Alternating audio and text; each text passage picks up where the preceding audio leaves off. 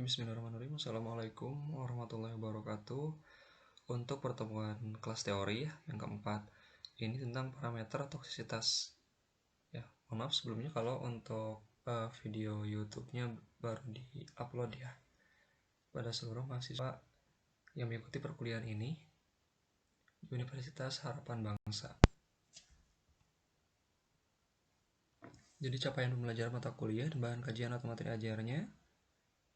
Untuk capaian belajar mata kuliah ini mahasiswa mampu memahami dan menjelaskan tentang parameter toksisitas.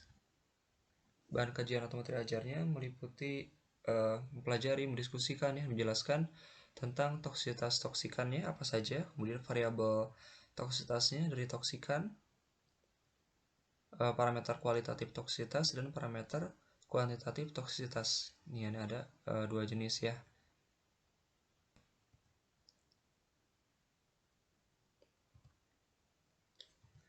Apa sih masing-masing dari pengertian parameter toksisitas ini? Untuk parameter toksisitas kualitatif adalah gejala yang timbul akibat tidak spesifiknya gejala atau penyakit akibat keracunan. Jadi hanya berupa mengamati gejala-gejala saja gitu ya. Mulai dari aktivitas lokomotoriknya atau gejala-gejala yang lain. Yang nanti mungkin diuraikan di slide-slide selanjutnya ya.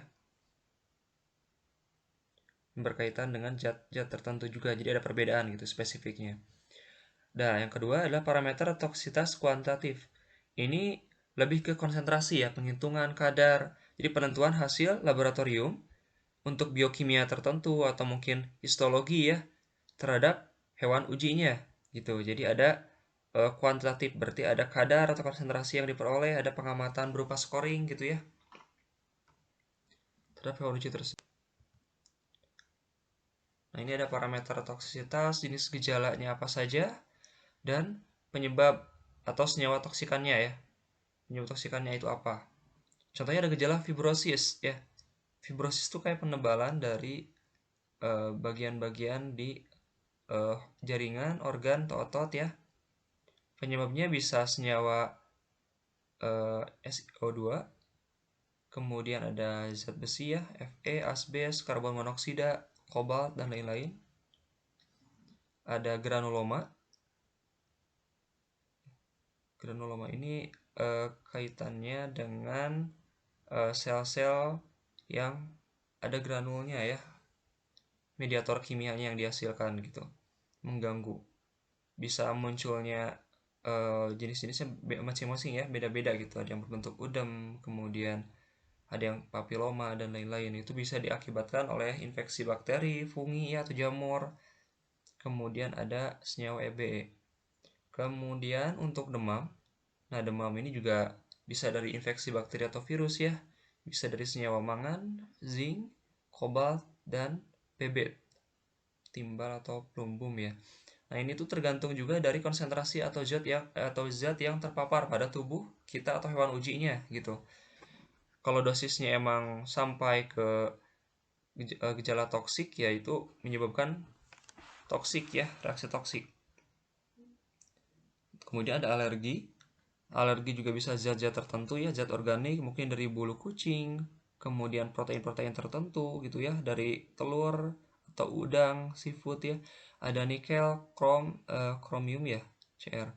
Kemudian ada asfiksia. Nih, asfiksia ini merupakan kurangnya asupan oksigen yang yang disebarkan ke seluruh tubuh, ke sel-sel yang membutuhkan gitu ya.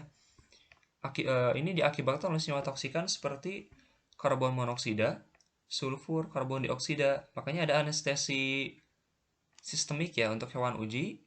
Untuk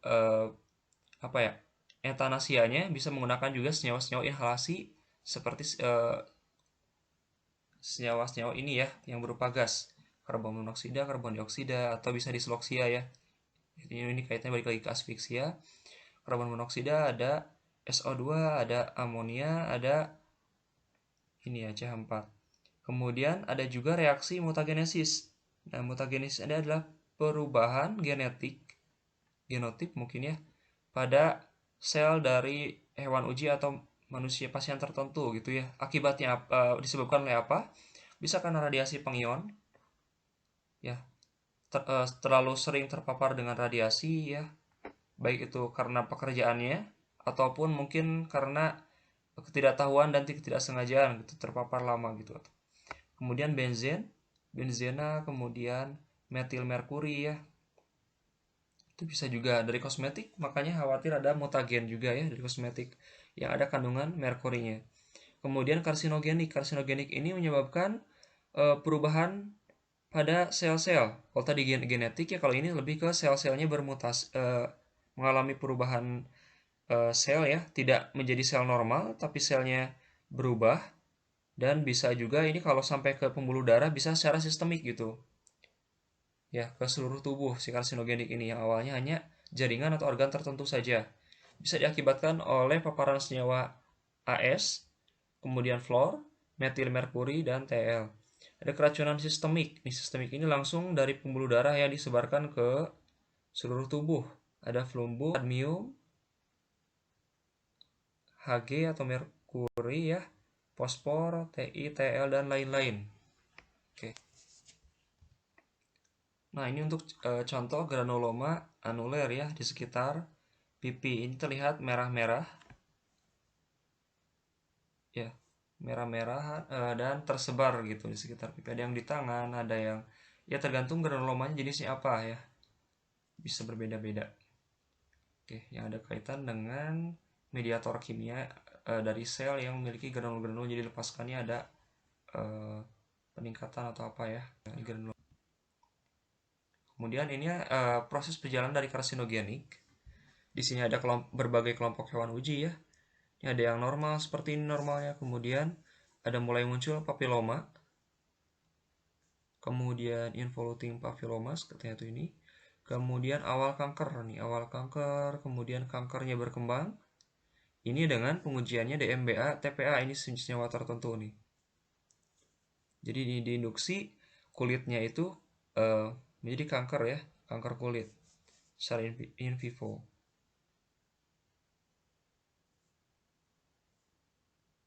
Di bawah ini dengan tambahan senyawa BZATP nih. Oke, ini juga terbentuk ya kanker. Nah, kalau di sebelah kiri ini merupakan alur di mana seorang itu mengalami kanker ya secara klinis. Akibatnya kan tadi bisa dari radiasi ya, virus, kemudian senyawa kimia tertentu, kemudian yang aktivasi inti sel dari sel tertentu. Kemudian terjadi perubahan genetik ya. Kemudian sel tersebut yang mengalami perubahan genetik itu ini ya, membelah diri gitu. Selective clonal expansion. Jadi banyak sekarang berkoloni yang awalnya hanya satu sel saja. Kemudian setelah genetik perubahan genetik change, perubahan genetik ya, ini terbentuk tumor, kemudian terdiagnosa kanker secara klinis ya. Dan kalau misalnya masuk ke pembuluh darah itu bisa menyebar ke seluruh tubuh nih, bisa di sini ada hati, ada yang paru-paru, kemudian ada yang ke otak nih. Inaktivasi genomic stability gains, ini keterangan-keterangannya, silahkan nanti dipelajari lagi ya.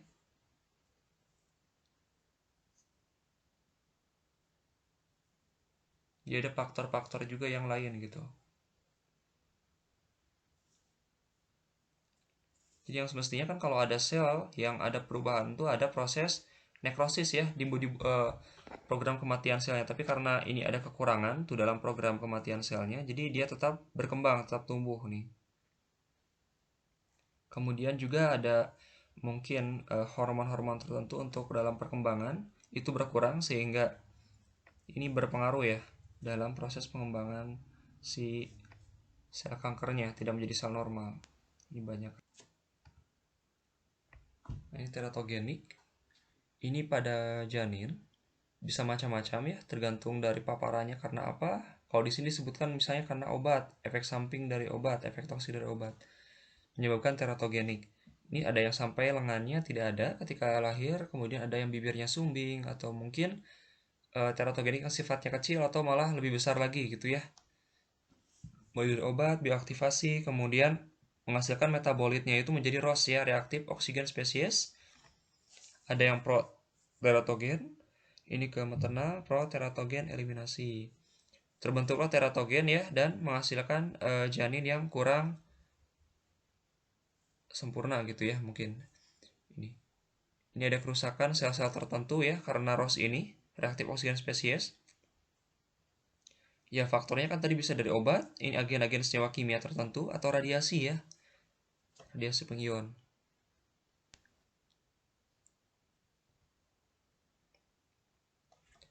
Nah kemudian ini ada fibrosis.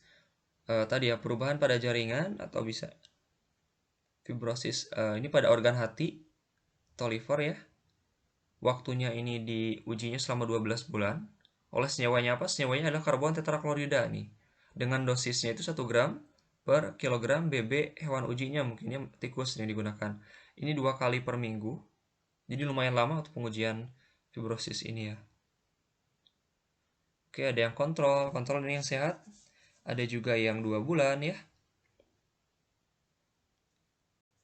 Kemudian 6 bulan sudah terlihat perubahannya ya. Mulai banyak mukus yang berbeda ya atau nanah. Ini kemudian si jaringan juga berubah warna, berubah teksturnya ya. Itu secara kasat mata gross patologinya ya. Berbentuk fibrosis penebalan jaringan-jaringan tertentu. Nah, ini dengan histopatologinya yang di bawah ya. Histopatologinya ada perbedaan ya. Ini dengan pewarna red serius katanya. Skala mikroskopiknya untuk yang bawah ini 200 mikrometer ya. Oke, terlihat ada banyak ya. Banyak sel-sel yang awalnya rapat menjadi lebih lebar ya. Mungkin karena infiltrasi dari sel-sel leukosit atau bagaimana yang merusak ya, karena tadi ada paparan dari senyawa karbon tetrakloridanya. Oke, kurang lebih seperti itu, ada kerusakan. Fibrosis, penebalan, ada warna merah ya, radicirius. Jadi ini mungkin fibrosisnya yang berwarna merah juga. Oke, ini parameter uji toksisitas kuantitatif. Tapi sebelumnya kita harus mengenal juga tadi ada zat asing ya. Zat asing bisa dari nutrisi, bisa dari bahan kimia tertentu, lingkungan tertentu ya, atau dari obat-obatan yang tubuh kita tuh tidak memproduksinya gitu, tidak yang asing, yang bukan asupan nutrien utama gitu bagi tubuh kita. Itu mungkin xenobiotik ya.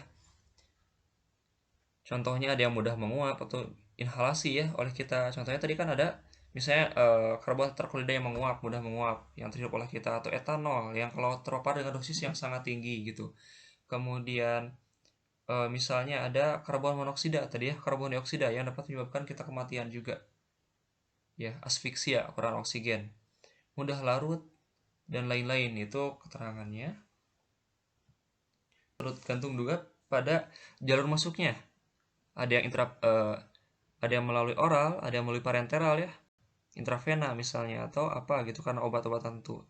Itu kan jenis efeknya bisa berbeda, lebih cepat yang rutenya parenteral biasanya. Kalau oral ada proses metabolisme oleh hati dan ginjal ya.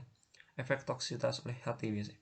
Kemudian tujuan uji kuantitatif ini untuk mencari dosis aman bagi manusia atau mencari kriteria untuk standarisasi kualitas lingkungan, menilai efek toksik akut, subkronis, dan kronis.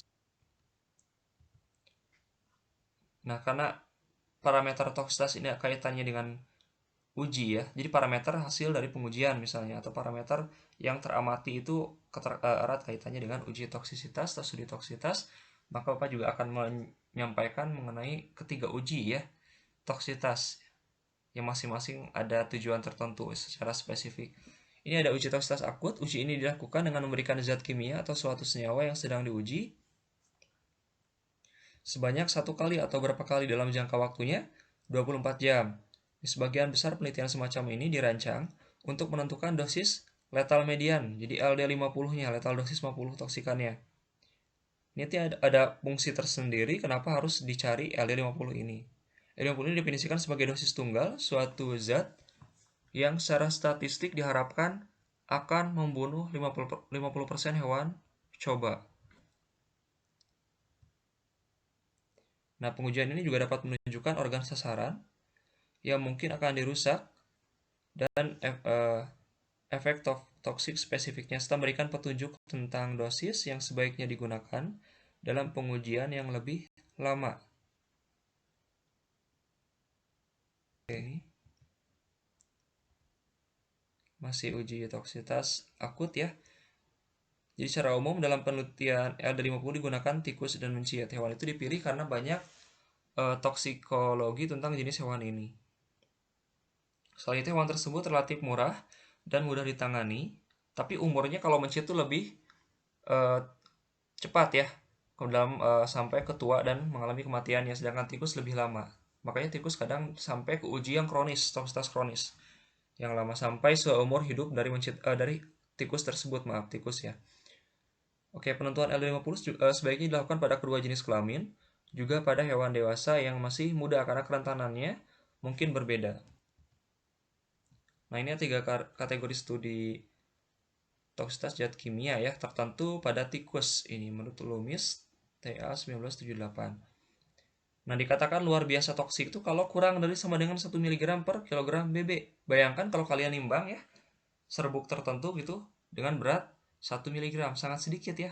Makanya kalau ada perubahan dosis aja atau masuk ke tubuh kita sedikit gitu, dengan mungkin lebih besar dari itu bisa sangat toksik sekali ya. Oke, contohnya mungkin ada senyawa sianida ya, yang pada kasus di Indonesia itu ada kan dimasukin ke dalam kopi tanpa diketahui oleh si orang tersebut yang meninggal karena meminum kopi tersebut gitu ya. Tanpa pendeteksian pun di alatnya cukup sulit ya, mungkin sampai oh ternyata ada sianida yang sedikit gitu. Karena dapat mengakibatkan kematian, luar biasa toksik. Kalau sangat toksik itu 1 sampai 50 mg per kilogram BB ya. Ini pada tikus biasanya. Cukup toksik itu 50 sampai 500 mg per kilogram BB. Jadi ini dikonversi lagi tergantung tikusnya berapa beratnya ya. Misalnya kalau beratnya 200 gram, berarti 200 gram per 1 kilo kan sama dengan 1000 gram ya. Per 1000 gram dikali dosisnya misalnya. Nah, kalau itu. Jadi baru atau dikonversi lagi ke per kilogram BB dari dosis penggunaan ke hewan uji tikus. Jadi tahu itu masuknya rentangnya sangat toksik, cukup toksik atau apa gitu ya. Cukup toksik mata 50 sampai 500 mg per kilogram BB. Sedikit toksik 0,5 sampai 5 gram per kilogram BB. Lumayan rentang terapinya lebih luas lagi nih dari lazim ke toksiknya. Praktis tidak toksik 5 sampai 15 gram per kilogram BB. Relatif kurang berbahaya itu lebih dari sama dengan 15 gram per kilogram BB. Ya, kenapa harus miligram per kilogram? Karena rata-rata kalau di jurnal penelitian ya di satuannya seperti itu ya. Jadi tidak dibuat per berat badan dari hewan uji tikusnya tapi langsung per kilogram BB. Ya kita masuk ke kita juga dari manusia ya. Kadang tidak per 70 kilogram misalnya, tapi per kilogram BB. Tinggal dikonversi dalam penempatan dosis perhitungannya ke berat badannya.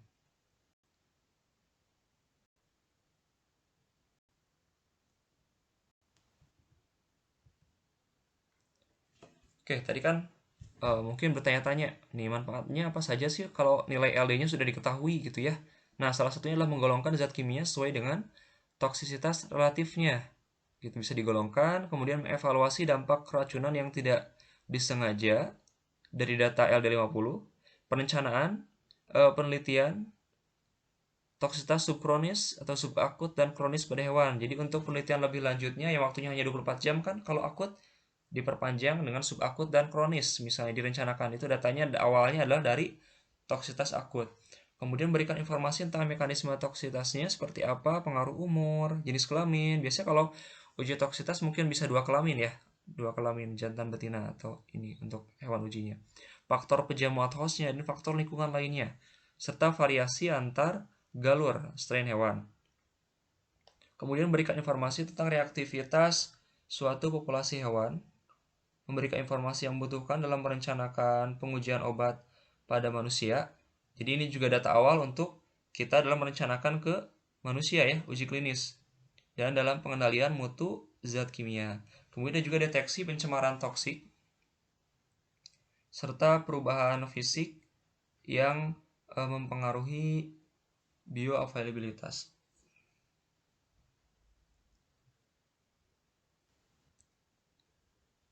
Nah, ini pengamatan yang perlu dilakukan untuk mengamati tanda-tanda toksitas. Ini parameter toksitas kualitatif ya, hanya gejala gitu. Perilakunya seperti meliputi sedasi, gelisah, posisi duduk kepala ke atas, sering menjilat-jilat tubuh, mungkin ya cemas atau apa, terengah-engah, sikap agresif dan defensif. Ini mungkin masuk ke ranah stimulan. Biasanya kalau hewan uji dikasih stimulan itu lebih agresif, defensif gitu ya, atau seperti apa, seperti kafein dan lain-lain. Itu ya, karena kalau dosisnya ke toksik juga, kalau kafein kan bisa agresif ya, jantungnya berdebar kencang, bisa mengakibatkan letal juga, kematian gitu. Jangan salah ya yang suka kafein stimulan.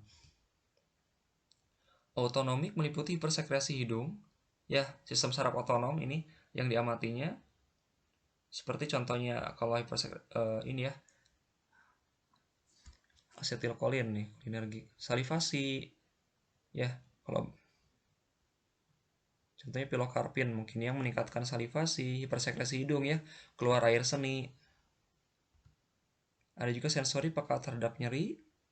Nah, ini kaitan dengan obat-obat dari analgesik ya, mungkin refleks kornea, peka terhadap bunyi, peka terhadap sentuhan dan lain-lain. Neuromuskular meliputi adakah tremor, konvulsi atau kejang-kejang ya, ataksia, ini kurang oksigen juga ya, lemas, ekor melengkung ke atas, biasanya takut atau efek dari apa gitu. Biasanya morfin tuh kalau diberikan pada hewan uji mencit, ekornya ke atas gitu membentuk huruf S, jadi kayak tonus otot dan lain-lain. Ada kardiovaskuler, ini meliputi denyut jantung meningkat atau berkurang, vasokonstriksi, vasodilatasi. Mata meliputi mediasis, miosis, refleks pupilnya seperti apa dan lain-lain. Kulit meliputi ada menggigil kah, udem gitu ya, edema, nekrosis atau kematian sel dan ya. Oke, ini masih kualitatif ya. Ada juga autopsi kasar perlu dilakukan pada semua hewan yang mati dan pada beberapa hewan yang hidup, terutama hewan yang tampak sakit. Pada akhir percobaan, autopsi dapat memberikan informasi yang berharga tentang organ sasaran. Bisa dari perbandingan ya, rasio antara indeks organ hati misalnya antara kelompok yang diuji dibandingkan dengan kelompok yang kontrol normal misalnya. Ada perbedaan atau enggak gitu. Terutama bila kematian tidak terjadi segera setelah pemberian zat. Mungkin juga diperlukan pemeriksaan histopatologi ya, ke jaringan organ tubuh. Nah, ini parameter pengamatan perilaku uji toksitas akut. Ini ada jumlah jengukan ya. Dia tingkat penasarannya tinggi atau enggak gitu ya, naik atau turun. Kalau turun berarti hipnotik sedatif ya. Hipnotik sedatif lebih kurang penasarannya gitu. Dan neuroleptik. Aktivitas motoriknya normalkah, naikkah, agresif atau enggak gitu ya, atau turun. Fenomena Straub, ya, ekor ke atas, ada piloereksi, itu bulu-bulunya berdiri ya, itu simpatomimetik ya. Ptosis, itu mulai ngantuk ya, dilihat dari mata hewan ujinya misalnya, simpatolitik, jadi bisa makin ngantuk tuh makin merem ya, bisa dipresentasikan itu kira-kira eh, kondisi matanya 50%, 100% gitu ya, terbuka sempurna, atau dia ngantuk 30%, 0%. Ada refleks korneal, ini tranquilizer, relaksan otot, refleks pineal, refleks telinga, mungkin lakrimasi itu air mata, parasimpatomatika. Efek dari pilokarpin juga bisa lakrimasi ya.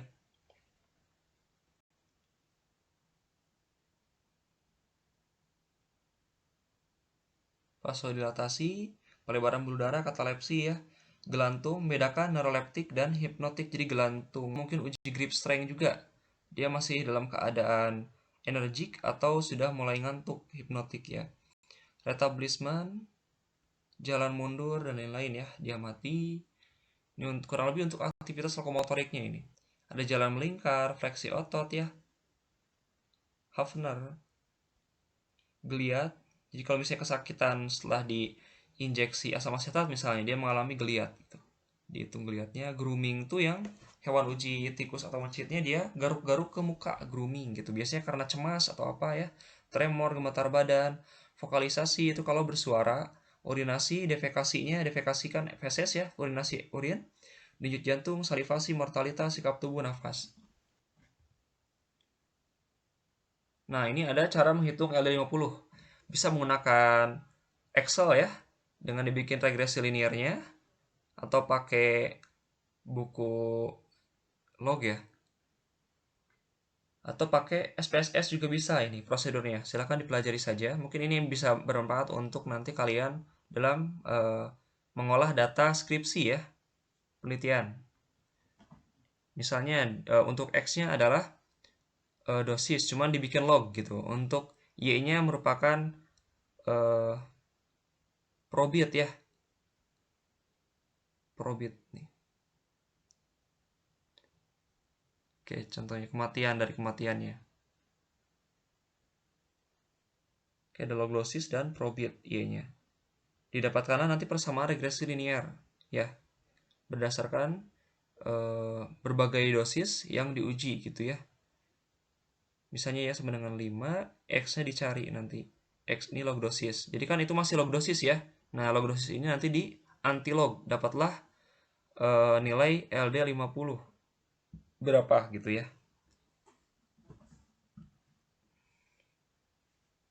Ini juga ada dengan SPSS ya. Nanti silahkan dipelajari saja. Disesuaikan ya. Sama juga sih prinsipnya, sama-sama dibikin analisis regresi ya di sini tuh. Oke, ini contoh tampilannya.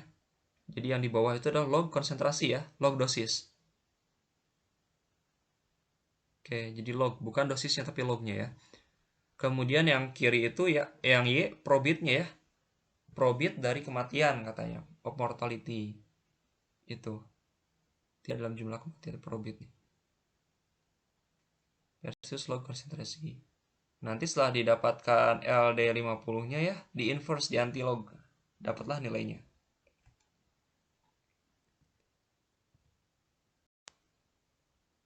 Nah, contoh nilai LD50 untuk masing-masing senyawa tertentu ya. Ada etanol, spesiesnya mencit. LD50-nya itu 10.000 mg per kilogram BB mencit. Ya, ini berarti indeks terap apa tuh sampai ke toksiknya lumayan luas ya, lumayan lebar. 10 mg atau 10 gram ya per kilogram BB. Ada natrium klorida untuk mencit itu 4.000 mg per kilogram BB, 4 gram per kilogram BB. Kemencit berarti kilogram BB mencit ya. Ada juga yang ke tikus nih, ferrous sulfat ke tikus 1.500 mg per kilogram BB. Morfin sulfat ke tikus 900 mg per kilogram BB. Ada fenobarbital ke tikus itu 150 mg per kilogram BB. Ada nikotin ke tikus itu 1 mg per kilogram BB. Ada toksin botulinum. Tadi kan ada kategorinya ya. Misalnya kalau 1 sampai 50 mg berarti sangat toksik kalau nggak salah. Nah, kalau kurang dari 1, contohnya dia ada toksin botulinum pada tikus itu sampai 0,00001 nih. 5 digit di belakang koma. Berarti luar biasa toksik ya kalau menurut Lumi tadi. Miligram per kilogram BB. Ini nikotin juga termasuk ini ya. Ke tikus. Kalau kita kan manusia berarti per 70 kg misalnya. Mungkin masih bahaya juga ya bagi yang merokok. Oke. Kemudian ada toksisitas subkronis, subakut. Ya. Tujuannya adalah untuk mendapatkan efek berbahaya yang dapat terjadi bila suatu obat digunakan selama waktu tertentu dan untuk mengetahui apakah efek tersebut berkaitan dengan dosis. Jadi waktu tertentu nih, tidak 24 jam ya. Kalau 24 jam tadi akut. Nih, ini lebih lama lagi. Hewan coba yang digunakan idealnya adalah yang metabolisme zat kimia dengan cara yang sama dengan manusia. Umumnya digunakan 10-30 tikus dalam setiap kelompok dosis dan dalam kelompok pembanding. Idealnya jumlah sampel per kelompok ya bisa juga minimal 20 ekor hewan uji ya, atau 10-30. Tapi kadang sekarang tuh ada penurunan ya, karena ada komite etik penggunaan hewan uji, jadi kita lebih apa ya, reduce itu, reduce untuk penggunaan hewan ujinya. Jalur pemberian zat kimia yang diuji harus diberikan lewat jalur yang sama dengan penggunaan pada manusia. Misalnya apakah oral, intraparenteral gitu ya, intravena atau intraperitoneal dan lain-lain. Prosedur yang umum digunakan adalah dengan memasukkannya ke dalam makanan dan kadang-kadang ke dalam air minum. Oke. Masih subkronis. Uji toksisitas subkronis dilakukan dengan memberikan bahan uji berulang-ulang, biasanya setiap hari atau 5 kali seminggu nih, selama 7 sampai 90 hari. Ya, menurut Andres 1992, pengamatan dan pemeriksaan yang perlu dilakukan pada uji toksisitas subkronis, antara lain berat badannya tiap hari ditimbang ya, dan konsumsi makanannya dibedakan atau gimana. Pengamatan umum yaitu penampilan, perilaku tadi, aktivitas lokomotoriknya, dan semua abnormalitasnya. Ada juga uji laboratorium. Nah, ini yang kuantitatif. Nih, ini parameter toksitas kuantitatif, jadi kadar. Dari kadar biokimia darah ya, hematologi, atau uji lab klinik lainnya seperti dicek glukosa darah, SGPT, SGOT-nya ya, urinalisisnya atau kadar di urinnya.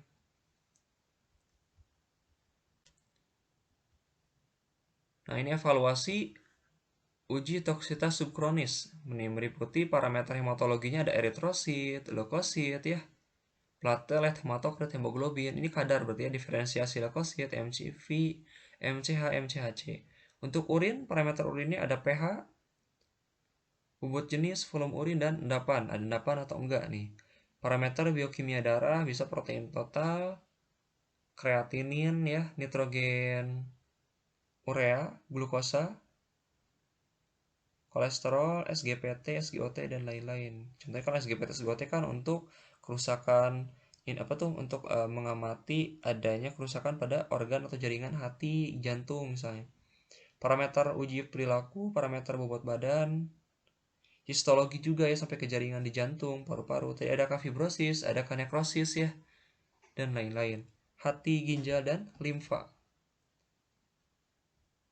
Mungkin limpa ya, limpa ini.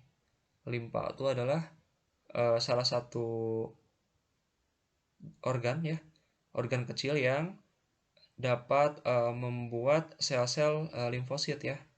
Pakai P ya sebenarnya, ini mungkin tipe. Nah, ini untuk pengujian toksisitas subkronisnya ada tikus ya, jangan mencit.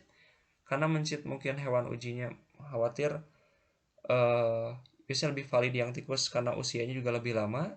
Kemudian pengamatan organnya juga mungkin lebih mudah ya, relatif dibandingkan mencit karena lebih kecil. Ada alat mungkin ini untuk melihat urinalisis ya, dari yang ini urinalisis. Kemudian ada alat bedah untuk nanti mungkin histologi di bedah. Oke.